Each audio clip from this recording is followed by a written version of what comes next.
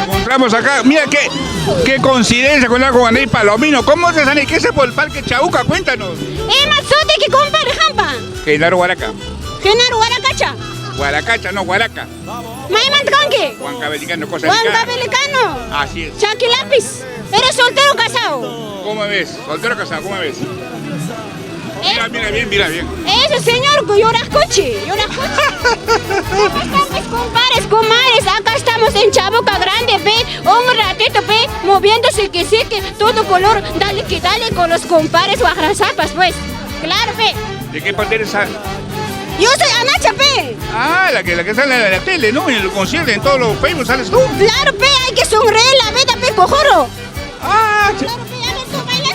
No, yo no bailo, yo soy. Ah, tú eres cachudo.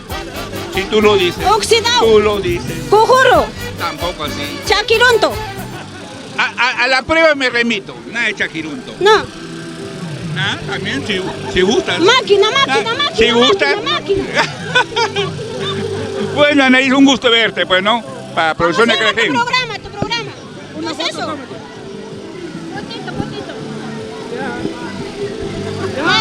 Tu saludo para Creagen. Un saludo cordial, pues, para Creagen, nuestro compadre huancabelicano, el popular Misquizo. Un abrazo, linda. Ya.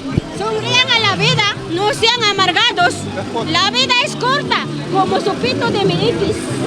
¿Ya?